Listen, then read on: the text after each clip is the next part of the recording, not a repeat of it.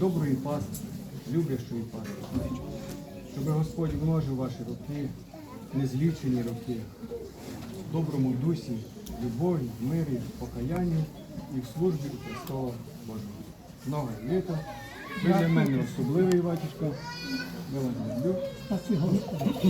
Дорогий отець Йосип, я теж приєднуюся від собратії з поздравленням вас, тому що хтось не знали, ви, дорогі браті і сестри, а хтось вже і були знали, що отець Йосип на цьому тижні празднував свій день народження, день рождення.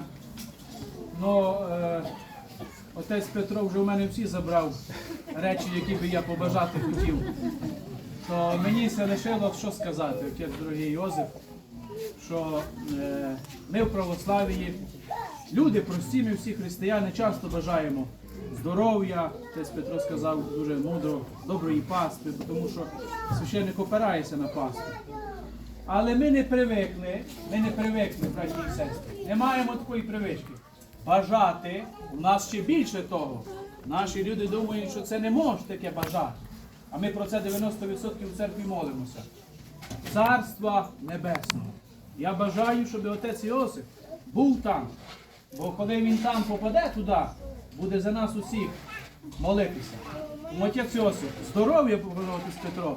Для чого ми бажаємо і просимо здрав'я у Бога? Щоб ми могли на землі що робити? Грішити? Розслаблятися? Для цього нам треба здоров'я. Ні. Для того, щоб молитися і каятися. І дійти куди? До Царства Небесного.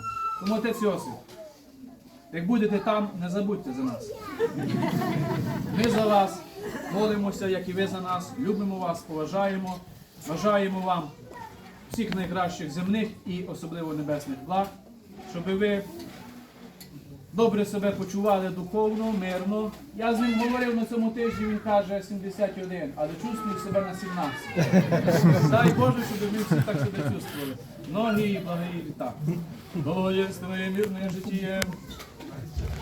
Drahý otče Josefe, 24. března je v kalendáři našeho srdce vypsán zlatými písmeny.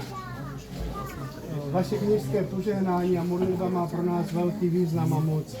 Přejete nám vždycky boží pokoj, radost a přenášíte do našich srdcí světlo Kristovo. V jednom rozhovoru jste kdysi jednomu novináři řekl, když jsme se ocitli mimo náš chrám, že nám Hospodin, že sloužíme Hospodinu tak, jak nám Hospodin žehná, abychom sloužili. A že děkujeme za všechno Bohu. Zmínil jste také to, že když jste přijel do Brna, tak se v Brně nacházelo pár, několik málo věřících, několik osob.